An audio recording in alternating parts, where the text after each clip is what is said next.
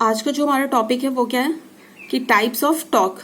ठीक है, basically there are 3 types of torque, right. First क्या क्या क्या क्या होता है, डिफ्लेक्शन टॉर्क होता है। सेकंड क्या होता है, controlling torque. And third one is damping torque.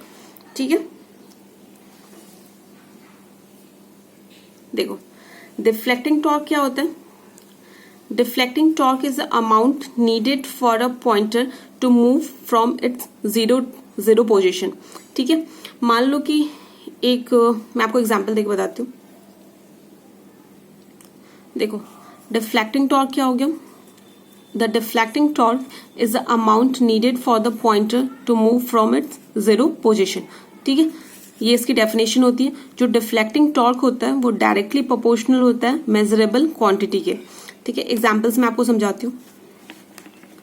मान लो कि उस सर्किट है, यहाँ पे हमने क्या दिया है 10 वोल्ट वोल्टेज दिए, एक स्विच लगा दिया और ये क्या हमारा रेजिस्टेंस है, राइट। तो जब स्विच ओपन होगा तो कोई करंट फ्लो नहीं होगा।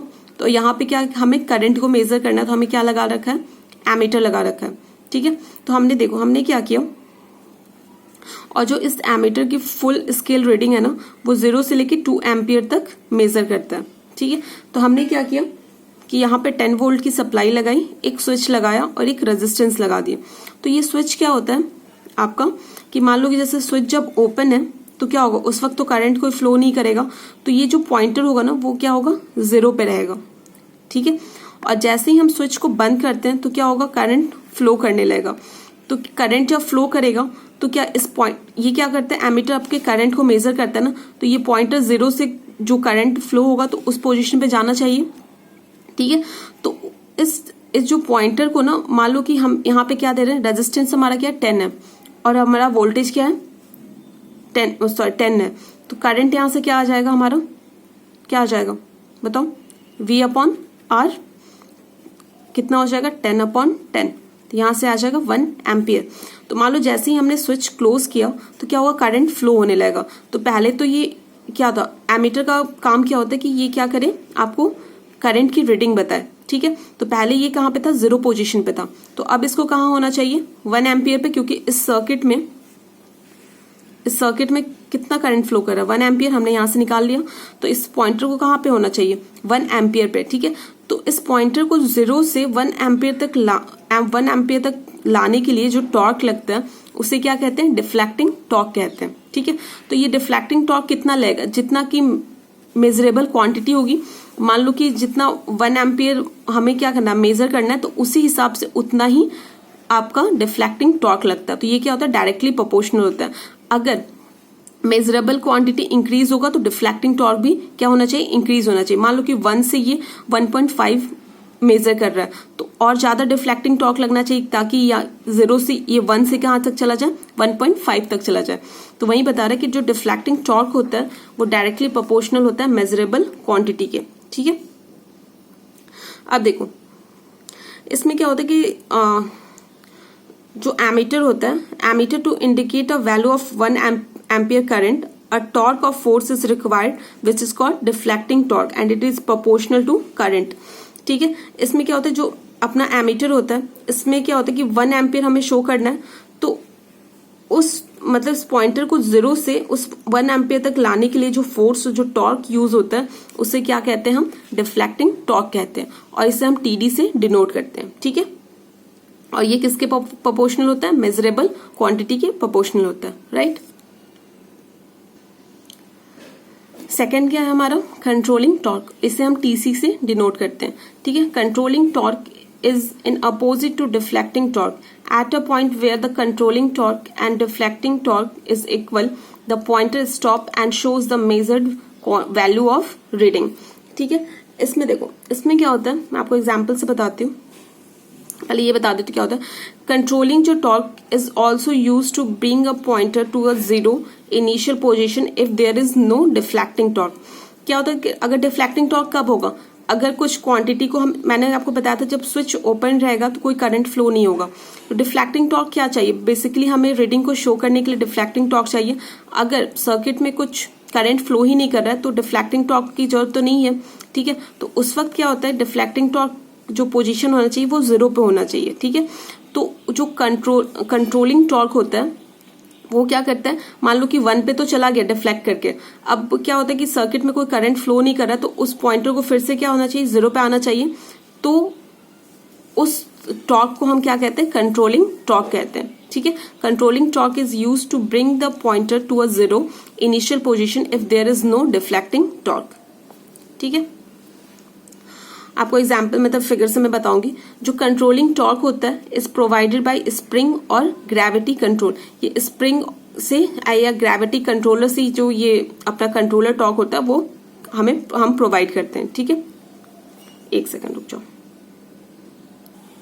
देखो ये इसका एग्जाम्पल है, यहाँ पे एक स्प्रिंग से कनेक्टेड है, राइट। ठीक है, ये पॉइंटर स्प्रिंग से कनेक्टेड है। डिफ्लेक्टिंग टॉर्क क्या होता है कि मान लो कि हमें 1 एम्पियर करंट शो करना है, तो ये क्या करेगा, डिफ्लेक्टिंग टॉर्क उठ के तो यहाँ पे जाएगा, लेकिन 1 पे रोकने के लिए हमें कुछ टॉर्क चाहिए होगा। ठीक है, तो उसी टॉर्क को हम क्या कहते हैं, कंट्रोलिंग टॉर्क कहते हैं। डिफ्लेक्टिंग टॉर्क तो हमें पता चल गया कि हाँ हमें क्या करना है कि 1 एम्पियर शो करना है, तो वो क्या करेगा, डिफ्लेक्टिंग टॉर्क उठ के अपने पोजीशन से 1 पे जाने की कोशिश करेगा। तो अगर कंट्रोलिंग टॉर्क नहीं होगा तो वो क्या होगा, इधर भाग जाएगा। लेकिन कंट्रोलिंग टॉर्क होता है कि जो कि उस डिफ्लेक्टिंग टॉर्क को 1 पे रोक लेता है कि हाँ आपकी वैल्यू 1 है, यहीं पे आप रुक जाओ। ठीक है, डिफ्लेक्टिंग टॉर्क ने तो बता दिया कि हाँ 1 एम्पियर हम मुझे डिफ्लेक्ट करना है, दिखाना है। जो कंट्रोलिंग टॉर्क होता है वो 1 एम्पियर तक जाएगा, लेकिन क्या होता है कि अगर कंट्रोलिंग टॉर्क नहीं लगेगा तो वो मैक्सिमम रीडिंग शो कर देगा। तो जो कंट्रोलिंग टॉर्क होता है वो क्या करता है, कहता है कि हाँ तुमने डिफ्लेक्ट तो कर दिया कि 1 एम्पियर तुम्हें शो करना है, लेकिन कंट्रोलिंग टॉर्क क्या होता है, फिर उसे कंट्रोल करता है कि हाँ भाई तुम यहीं पे रुक जाओ, तुम्हारा 1 एम्पियर यहाँ पे शो कर रहा है। ठीक है, तो उसी वक्त जब डिफ्लेक्टिंग टॉर्क और कंट्रोलिंग टॉर्क की वैल्यू इक्वल हो जाती है तो वही मेजर क्वांटिटी होता है। ठीक है, समझ में आया यहाँ तक। क्योंकि यहाँ पे क्या हो रहा है, देखो डिफ्लेक्टिंग टॉर्क ने हमें क्या शो किया कि 1 एम्पियर हमें शो करना है, और कंट्रोलिंग टॉर्क ने वही किया कि आपको 1 एम्पियर पे रुक जाना है। ठीक है, इससे कंट्रोल कर लिया कि यहीं तक आप यहीं पे आप रुक जाओ, यही आपका जो वैल्यू है जो हमें शो करना है। ठीक है, तो उसे क्या कहते हैं, कंट्रोलिंग टॉर्क कहते हैं। जो हमारा कंट्रोलिंग टॉर्क होता है, जो उसमें स्प्रिंग लगा होता है, वो क्या होता है, it is a made up of phosphorus bronze to reduce the heating effect. इसमें कौन सा मटेरियल यूज करते हैं, फॉस्फोरस ब्रॉन्ज यूज करते हैं to reduce the effect of hitting. ठीक है, if the controller spring has been failed, then the pointer moves to maximum position of the scale expected in PMMC. PMMC में ऐसा नहीं होता, लेकिन अगर बाय द वे जैसे मान लो कि ये स्प्रिंग ना फेल हो जाता है तो ये क्या होता है, ये अपना पॉइंटर क्या चला जाएगा, यहाँ पे चला जाएगा। ठीक है, ये इस पर्टिकुलर पोजीशन पे उसे रोक नहीं पाता है। मान लो कि जैसे मान लो स्विच खुला हुआ है, तो पहले तो हमने स्विच ऑन कर मतलब क्लोज कर दिया तो हमें क्या 1 एम्पियर शो करने लगा, लेकिन जब जैसे ही स्विच ओपन हुआ तो उसमें क्या होना चाहिए, 0 शो करना चाहिए, क्योंकि कोई करंट फ्लो नहीं कर रहा है। तो वो तो डिफ्लेक्टिंग टॉर्क ने शो कर दिया आपका कि हमें 0 पे जाना है, लेकिन इस टॉर्क मतलब इस पॉइंटर को 0 पे कौन लाएगा, ये कंट्रोलिंग टॉर्क लेके आता है। ठीक है, देखो आपका थर्ड क्या होता है, डैम्पिंग टॉर्क होता है। ठीक है, इसे टीडी से डिनोट करते हैं। कैपिटल डी होता है, वहां पे स्मॉल डी होता था, राइट, अपने डिफ्लेक्टिंग टॉर्क में। देखो analogue instrument are of second order type which has a damping factor इतना। तो ये आपको बेसिकली मतलब याद रखना है कि जो एनालॉग इंस्ट्रूमेंट होते हैं वो सेकेंड ऑर्डर टाइप के होते हैं और उसका जो डैम्पिंग फैक्टर होता है इतना होता है। ये आप जब कंट्रोल सिस्टम पढ़ोगे तो आपको उसमें पढ़ना होगा, अभी आप इस पे ध्यान मत दो, बस इतना ही याद रखना, जो एनालॉग इंस्ट्रूमेंट होते हैं वो सेकेंड ऑर्डर टाइप के होते हैं। ठीक है, और ये जो चीजें आपको काफी डिटेल में पढ़नी होगी वो आप कंट्रोल सिस्टम में पढ़ोगे। ठीक है, ठीक है, जो हमारा मान लो कि पॉइंटर हमारा क्या जाता है 0 से, मान लो कि इस पोजीशन पे हमें इस पोजीशन में शो करना होता है। ठीक है, यहाँ मान लो पॉइंटर यहाँ पे और यहाँ पे जाना चाहिए, तो क्या होता है कि वो तुरंत ना स्टेडी नहीं होता है, वो हिलते रहता है। ठीक है, वो ना हमेशा हिलते रहता है। मान लो कि हाँ इस जीरो से उठ के मान लो कि ये है, यहाँ पे 0 है, इस पोजीशन पे इसे जाना है। ठीक है, तो वो तुरंत जाके स्टेडी नहीं होता है, वो ना क्या होता है कि कभी यहाँ पे रहेगा तो कभी यहाँ पे रहेगा, थोड़ी देर में वो क्या होता है, वो यहाँ पे पर्टिकुलर यहाँ पे फिक्स्ड हो जाता है। तो मैंने आपको ग्रॉस एरर में बताया था ना कि कभी कभी क्या होता है कि हम ना वो पॉइंटर को रुकने नहीं देते हैं, पहले ही रीडिंग ले लेते हैं, तो वो क्या हो जाता है, वो भी एरर आती है उसमें भी। ठीक है। इसी एरर को रिमूव करने के लिए क्या होता है, डैम्पिंग टॉर्क लगता है। देखो, when a deflecting force is applied to a moving system, it deflect and should come to a rest at a position when the controlling torque equal to and opposite to deflecting torque, but due to inertia the pointer keep oscillating about its equilibrium. Therefore, a damping torque is required to damp out the oscillation of pointer.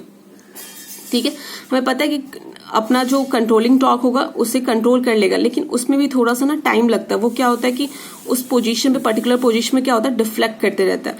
ठीक है, इसी deflection को हटाने के लिए हम क्या use करते हैं, अपना डैम्पिंग टॉर्क यूज करते हैं। वो क्या करता है, इस डिफ्लेक्शन को, ऑक्सीलेशन होता है ना, ये अपने पोजीशन पे ऑक्सीलेट करते रहता है, तो इस ऑक्सीलेशन को डैम्प आउट करने के लिए, हम हटाने के लिए क्या यूज करते हैं, डिफ्लेक्टिंग टॉर्क हम यूज करते हैं। ठीक है, तो वही होता है कि इस डिफ्लेक्टिंग टॉर्क की क्या जरूरत होती है, क्योंकि इनर्शियली क्या उसमें इनर्शिया होता है, तो इनर्शिया इतनी जल्दी वो क्या होता है कि फिक्स नहीं हो पाता है, रेस्ट पोजीशन पे नहीं आ पाता है, वो डिफ्लेक्ट होते रहता है। ठीक है, थोड़ा सा टाइम लगता है। तो उसी को डैम्प आउट करने के लिए जो डैम्पिंग टॉर्क होता है, कि damping torque is required to damp out the oscillation of pointer.